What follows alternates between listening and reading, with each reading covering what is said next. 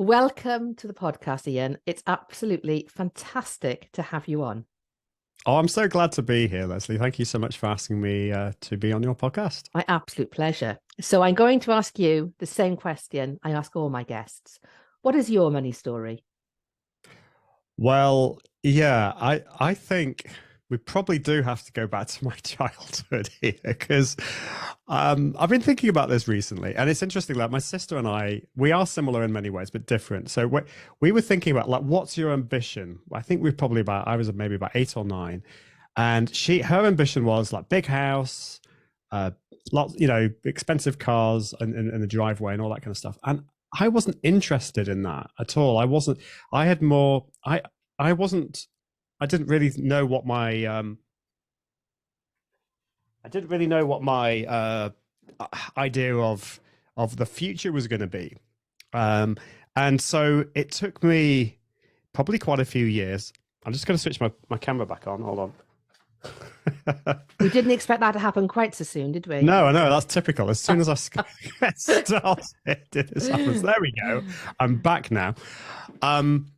So yeah, so I think then fast forwarding until later on when I at school I was not sure whether to go down the science route because I was interested in technology and science or music. And my mum was an opera singer.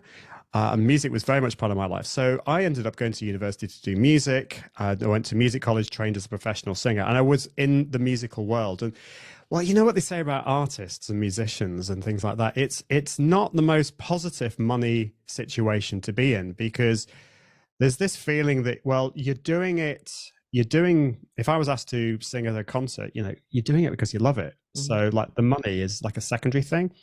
And I think from an early age, but certainly this was emphasized when I was being a professional musician, that I almost felt guilty for charging money. And there was one experience that I had. So at the time I was paid probably about £150 to sing at a concert in the evening. And I would be singing the bass solo in Handel's Messiah or something like that. And I would turn up for the afternoon rehearsal. I'd obviously have to learn the music and practice it, and then I'd do the afternoon rehearsal and then do the concert in the evening. And I'd usually get a check of about £150 for this, which doesn't seem an awful lot of money, but I was then the person who was signing the check was the conductor, and he says, "You're getting paid more than me. I'm only getting paid £100, and just so that was even more compounded this guilt, like, oh, like maybe I shouldn't be charging this." And I was teaching singing, and I was again having this feeling of guilt for charging because it was stuff that I was enjoying. And I'm sure you've had that on the show before. Absolutely. Like charging for stuff that you enjoy. How could you?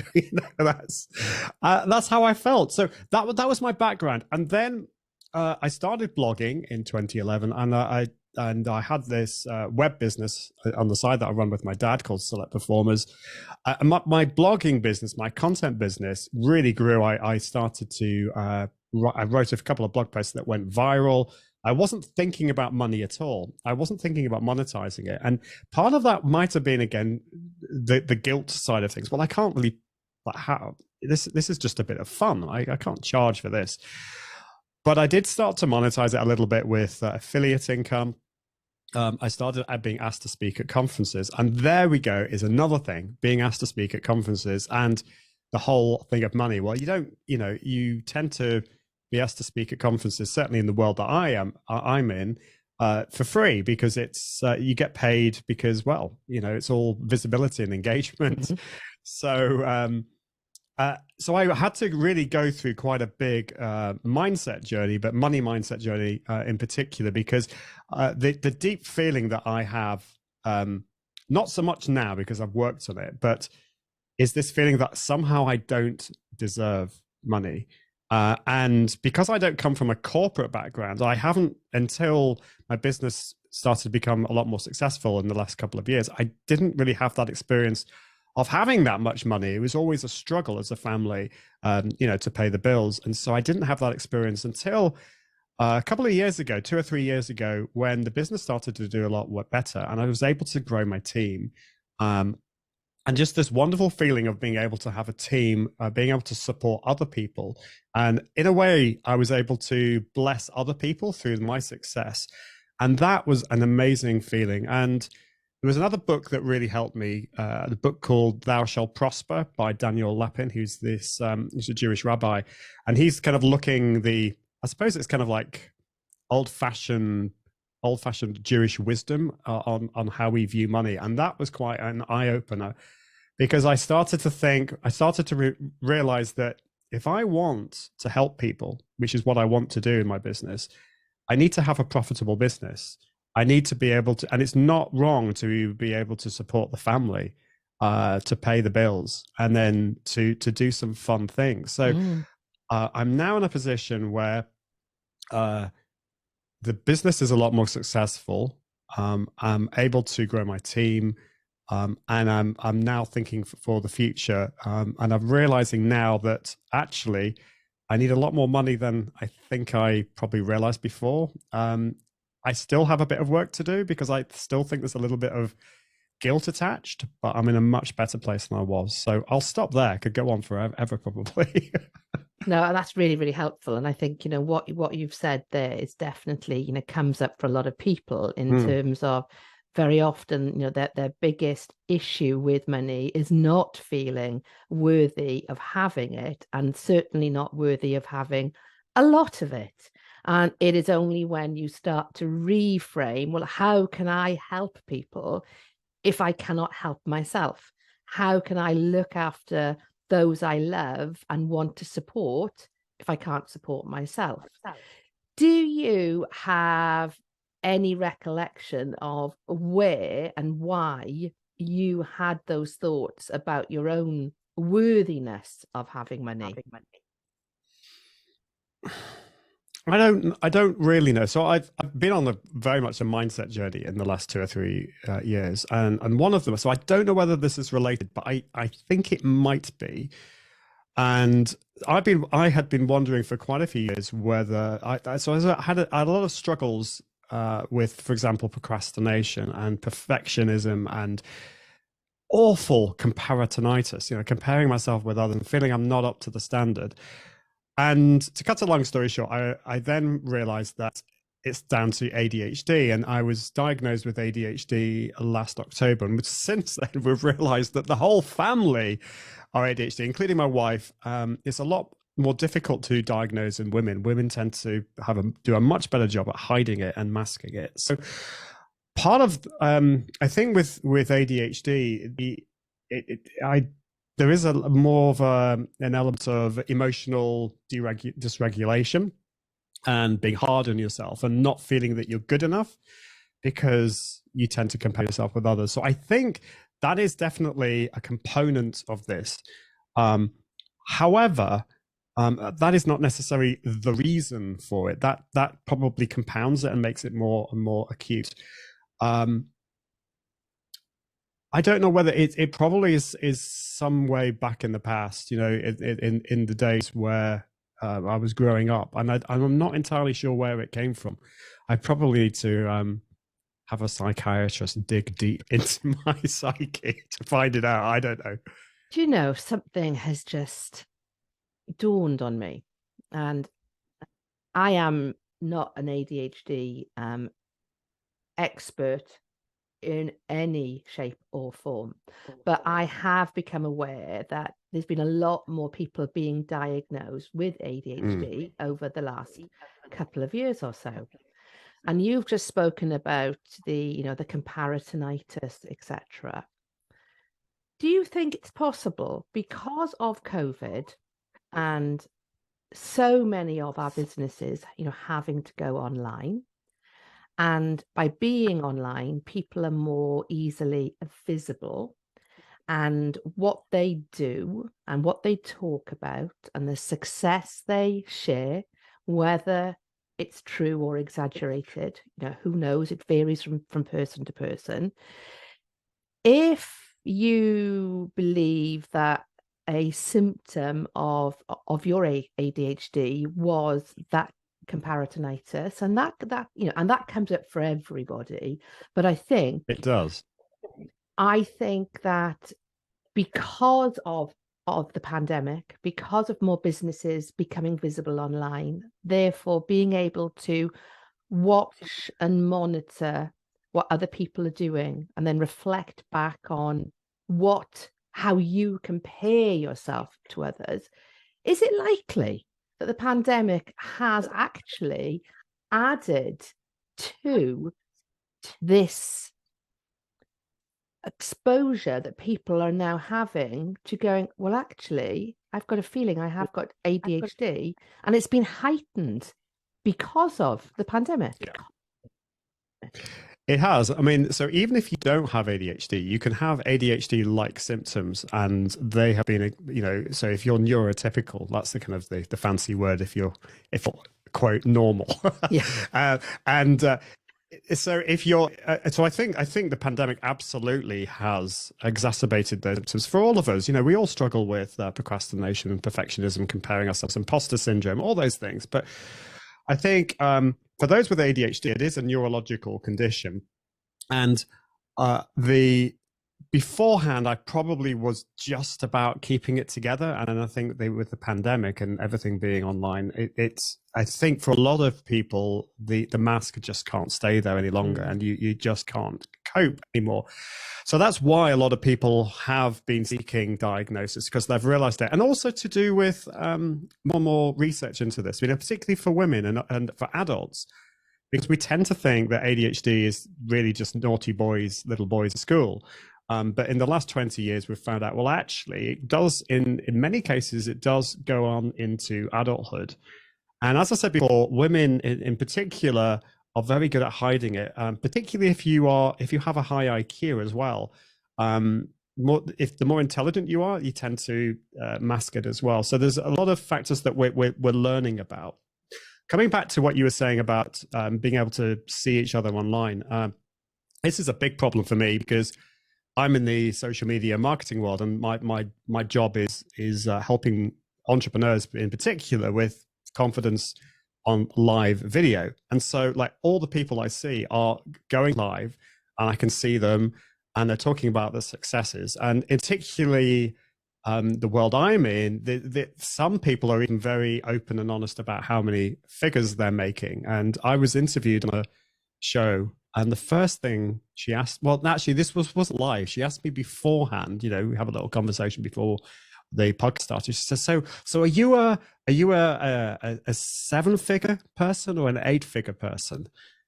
And I was just like completely and utterly just taken aback by the fact that she could ask me that. And somehow I managed to get out of answering the question, because it was, first of all, it was none of her business, but also this thing about, there is this thing about how many figures you're earning. And what I've learned since is that actually that is really the wrong question, because it depends on your situation in your life. We go through different seasons in our lives. Absolutely. We've got a fairly young family. Our kids are 12 and 14. But there's also like how much, what is actually your profit? There's a big difference there. And like, where in the world are you living, and what are your priorities? So I've had this situation where I've gone to conferences, I've spoken at conferences, and I'm comparing myself with others, seeing the supposed success that they are having. But as you quite rightly said, first of all, we don't necessarily know their success. We're only seeing the surface level stuff. And also,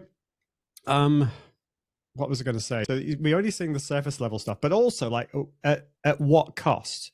And I think for me, I've realized that I need to have a pace that I am comfortable with. Like for us, we want to have 2 or 3 weeks away in the summer with, want to go away with the family. I don't want to work every single minute of every single day. And I sometimes see the supposed success of people, and they're just working themselves into the ground. And that's not what I want. So that's been quite an eye-opener. Yeah, absolutely. And I think going back to, to that question that you were asked, something that I very often say is, I think it's important to talk about money. I think it's important to be able to feel comfortable talking about your success and sharing your success so that people know the art of the possible. But I don't think it's necessary to actually personally dig into somebody's financial situation. You know, a little bit like I wouldn't say to you, so when do you last have sex then, Ian? That's not my business. How much money you've got in your bank account isn't my business. And it is, I think, a symptom of the coaching industry. You don't see plastic surgeons showing their monthly salary slip or anybody else showing or feeling they have to show what they earn. In the coaching industry, it does come down to, as you said, are you a 7-figure business, an 8-figure business, 4-figure months, whatever it might be? Yes, it's important to be able to be congruent with what you are teaching, who you are supporting, but actually feel that you have to, in some way, actually go so personal. To be successful, you have to clearly show your Stripe account or clearly show what's in your bank balance. If you want to do that, that's absolutely, I have no issues with that at all, because again, you're demonstrating the art of the possible. But I don't think there is a need to make other people feel uncomfortable or feel undervalued or devalued because they are not achieving the same financial success. Because as you've said, success can be and should be measured in different ways for different people. Absolutely. I'm not saying that these things are like that people shouldn't be sharing these things. And I'm a very kind of open person. So I'm not necessarily against talking about those kind of things. It's just I don't like the whole 7-figure, 8-figure, 6-figure thing, because I think it's not necessarily meaningless, but it will depend. Like if you're living in if you're living in San Francisco, you're going to have to be making a lot of money. But if you're living out in the country and you don't necessarily have to make the same amount of money, depends on your priorities. And so I think ultimately what I want to do, I want to encourage people. And so if I start talking about money and how much I'm earning or how much I've made, I want to do it I want to frame it in a way that is going to be encouraging, that's going to be inspirational for people. And I think that's a kind of a tough thing when you're talking about actual figures, because sometimes you're going to alienate people or make people think, I can't do that. And I know that because I was there once.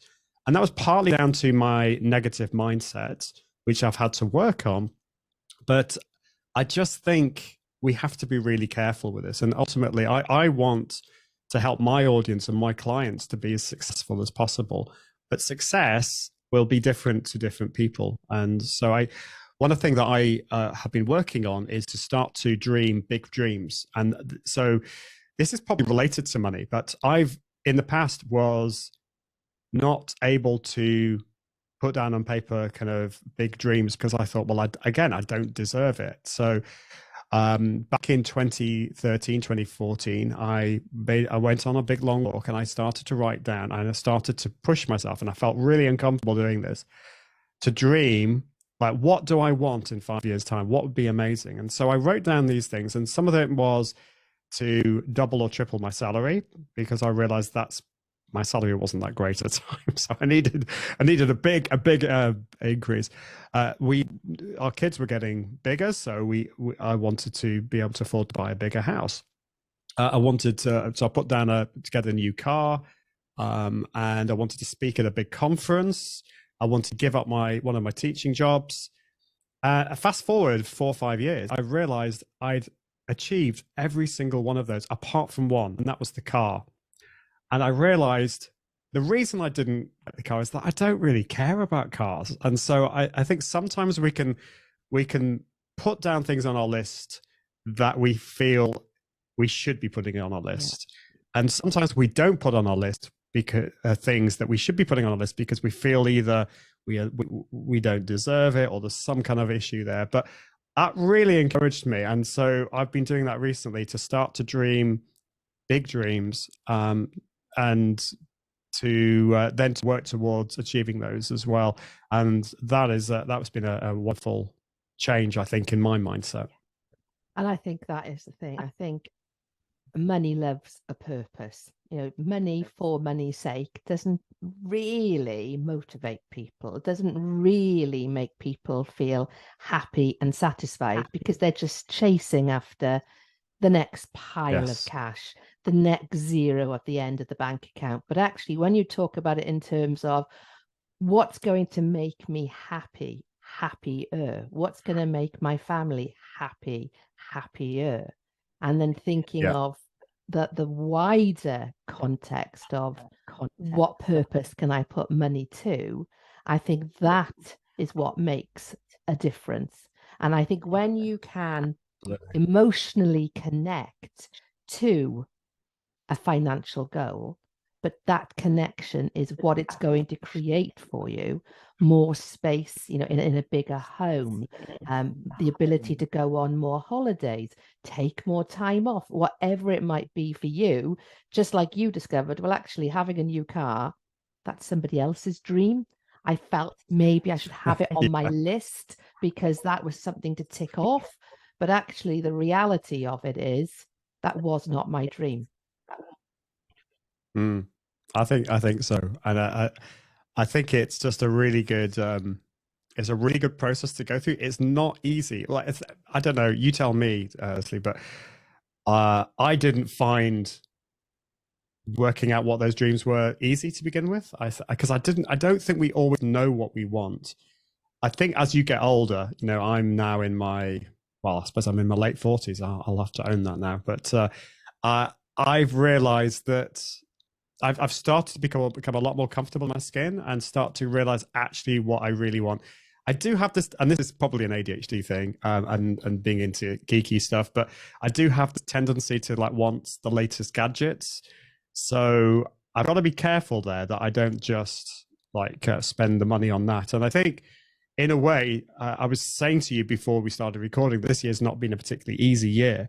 My business did really well during the pandemic, and I was able to grow my team. And then, unfortunately, this year I've had to scale back down again. It's the entrepreneurial roller coaster, isn't it?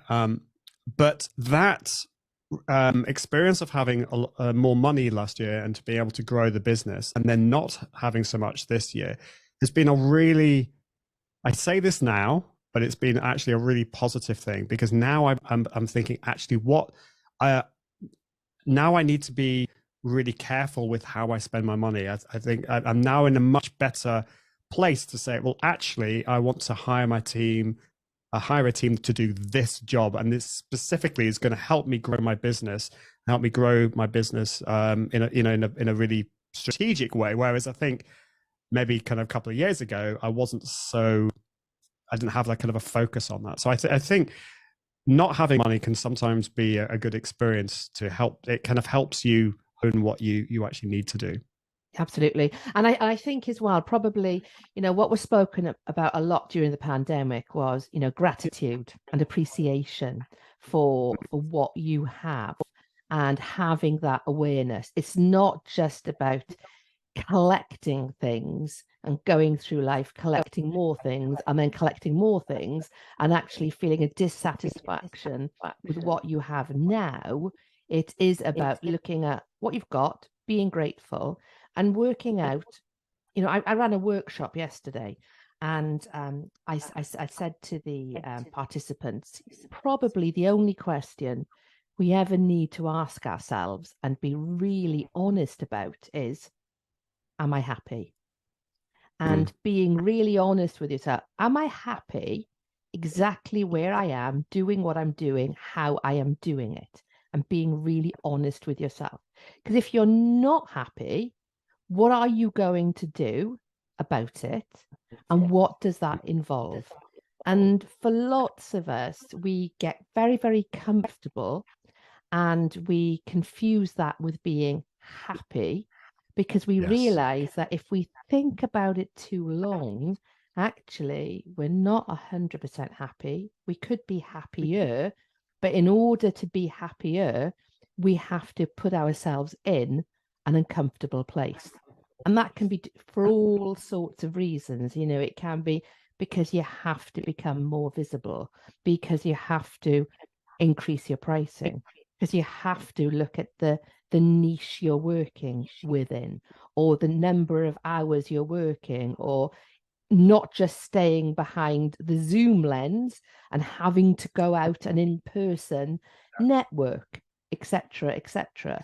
But I think it's only when, because we can all use the excuse of, I'm absolutely fine. I'm really, really happy. I'm grateful for what I have. But actually, gratitude can hold us back. I did a podcast a number of months ago, and after our conversation, the podcast title was, "Is gratitude keeping you poor?" And I think gratitude can keep you in a poverty mindset to a certain extent if you are using it as something to hold you back. I'm happy for where I am. I'm happy for what I have. We're saying that to ourselves, so we don't have to put ourselves into doing something that we're not comfortable with. But if we start off being grateful for what we have, but always asking ourselves that question of, yeah, but am I as happy as I can be? Is my situation as good as it can get? Or am I just limiting myself by using the excuse, I'm happy? Yeah. And I think That's really, I'd never thought about it like that, but that's true. I think it's a balance. So you're not saying we shouldn't, in a practice gratitude, we shouldn't be thankful. You're not saying that at all. But on the other hand, we can just stay still. And I think that's one thing I am grateful for, is the fact that I think I'm in a state now where I'm not content to stay where I am. I am grateful for there's so many things to be grateful for, as a family and in my situation, which is wonderful. But I think partly because I was diagnosed with ADHD last year, I've started to realize all the things that I can do to improve my situation in terms of optimize the way I work, and I've definitely seen the light in terms of working with other people. So I've talked about growing my team, but also hiring coaches to work with different things. It might be an ADHD business coach, or it might be a money mindset coach, or it might be whatever. Yeah. Because I think so often we are too close to our own situations. We need somebody else to have that, to look at our situation and think, well, yeah, it's like things are okay there, but you could probably do with, I think you've got a bit of a blockage there mindset wise, and we need to kind of tweak that and change that. And I don't know, I think I'm at this point in my life where I'm excited about that. I'm so glad that I'm in this position, because I see other people who are almost content with just where they are. And that maybe content is not the word, that they're just, well, that's just the way it is. And there's nothing I can do about it.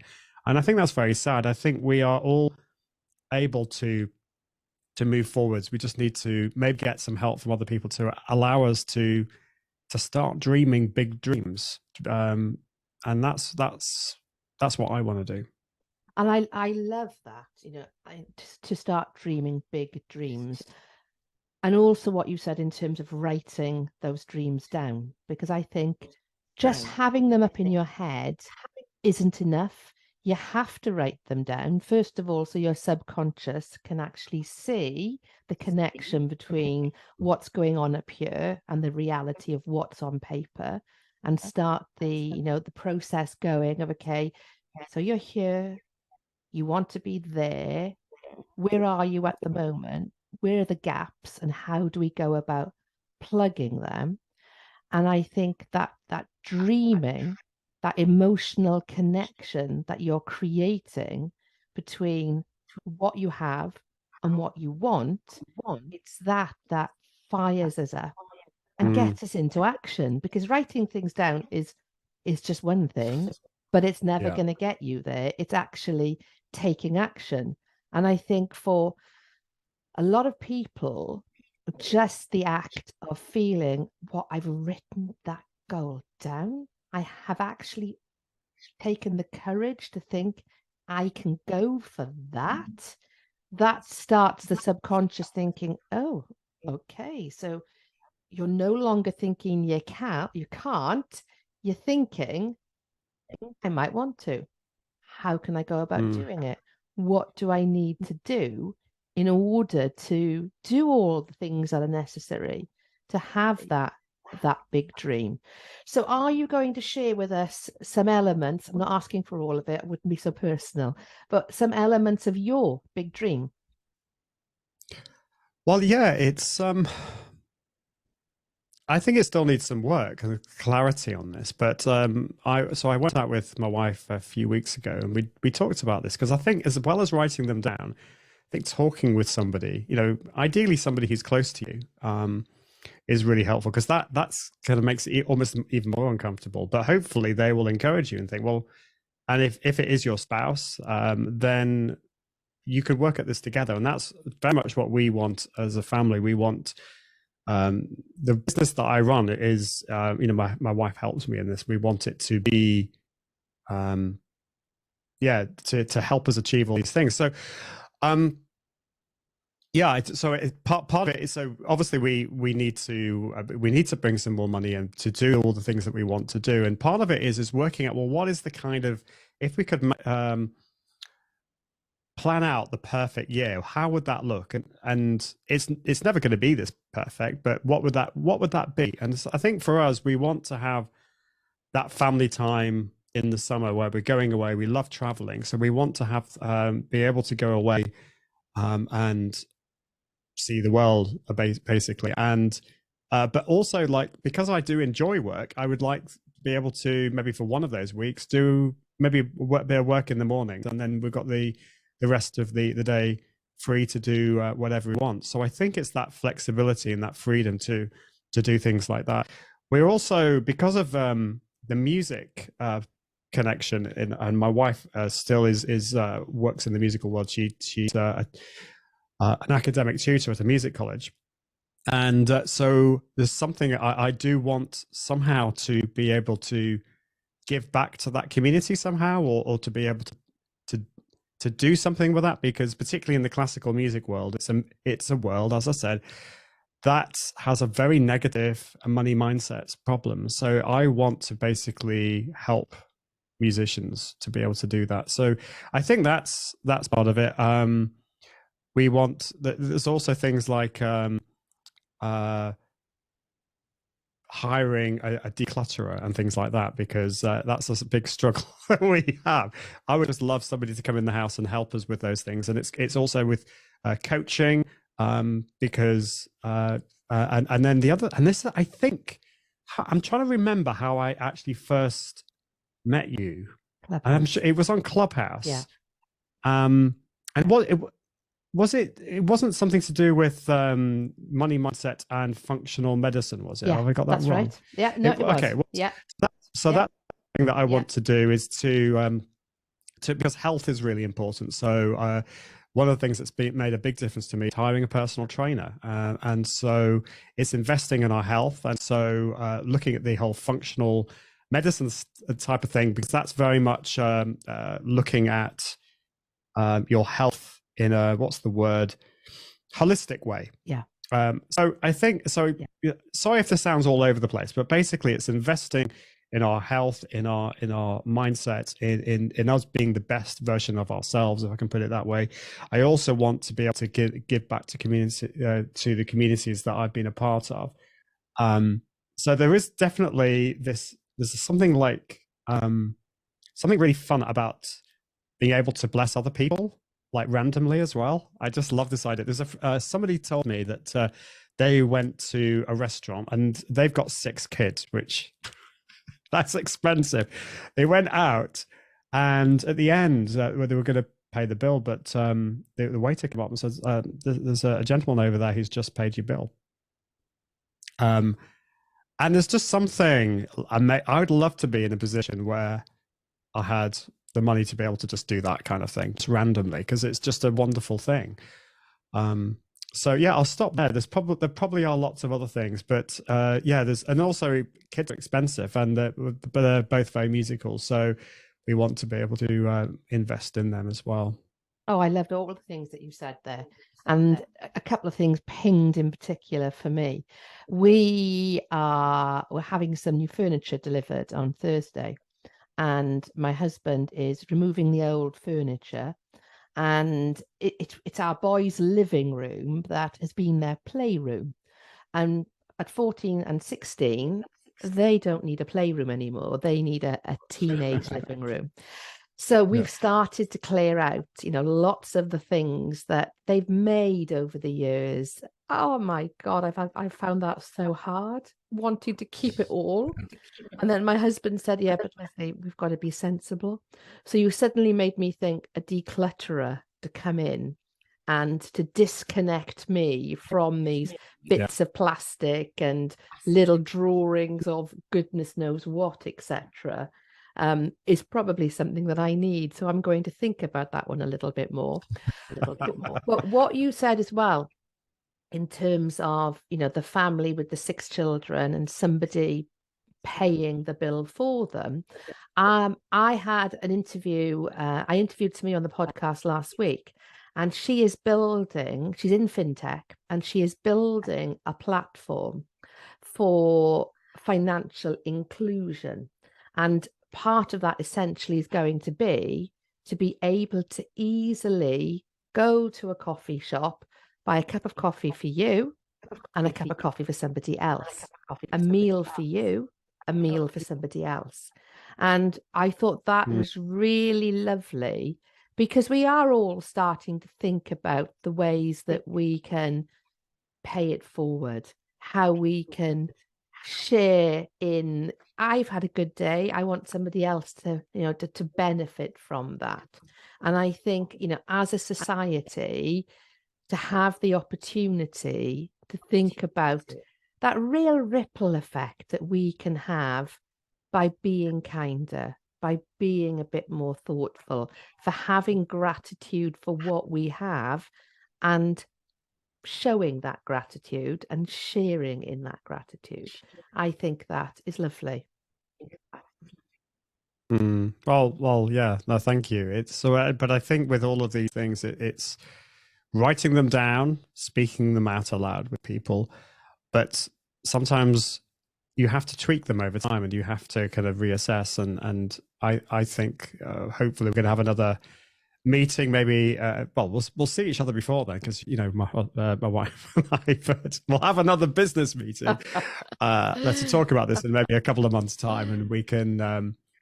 Just maybe have a look, reassess, are these things what we really want? And situations change, but also, like, how are we going to achieve that? And I was at a conference a couple of weeks ago, which was just amazing. I think I've felt, like many people in the last few years, disconnected from people in real life, and meeting with other people, having conversations with people has just really helped me think about the way forwards for me and my business, and what I need to be working on and achieving in order to actually make those goals to actually happen. Because if you have your own business, you often you were talking about feeling too comfortable. I think sometimes we can feel too comfortable, and if we want to grow, then we need to sometimes either pivot or tweak.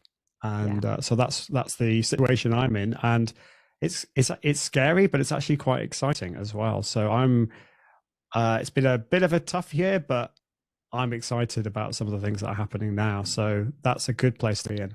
Absolutely. And I think as well, as entrepreneurs, as business owners, to have the ability to include our families in what we do, to be able to sit and talk about our big dreams, as you described it, is such an opportunity to have and to get excited about, because we can feel that we can share in our vision of what our future looks like together, and to do it by our design rather than just whatever circumstances happen to us.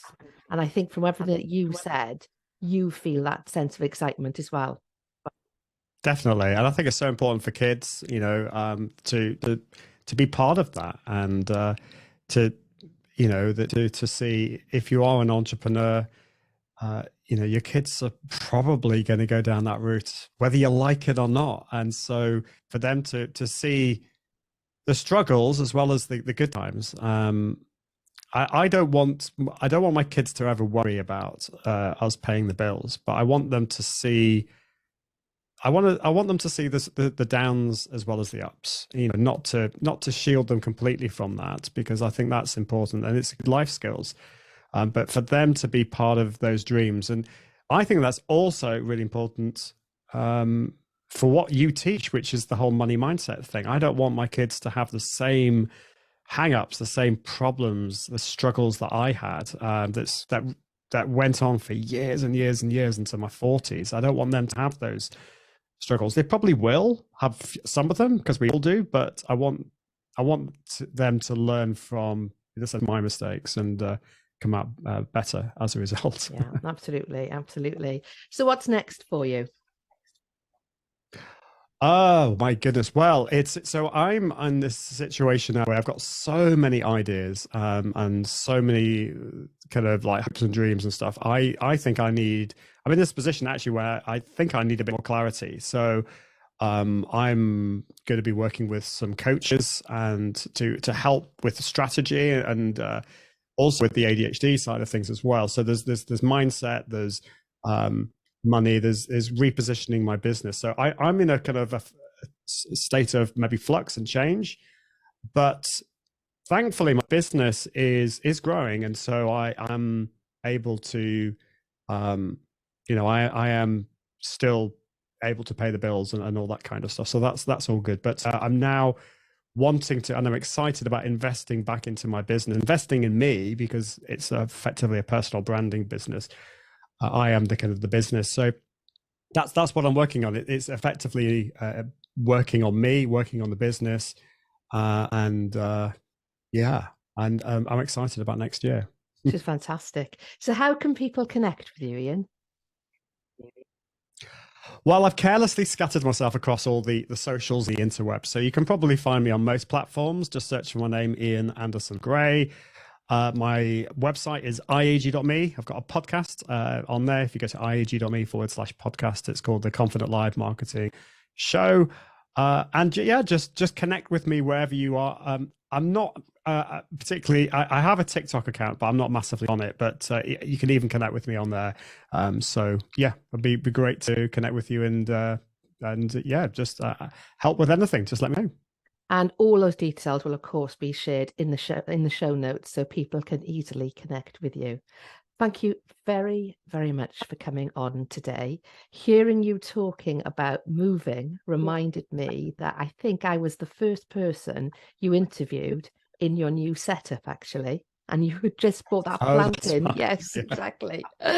So thank you very much for your time today. I've loved our conversation, and I wish you all the best with your big dreams.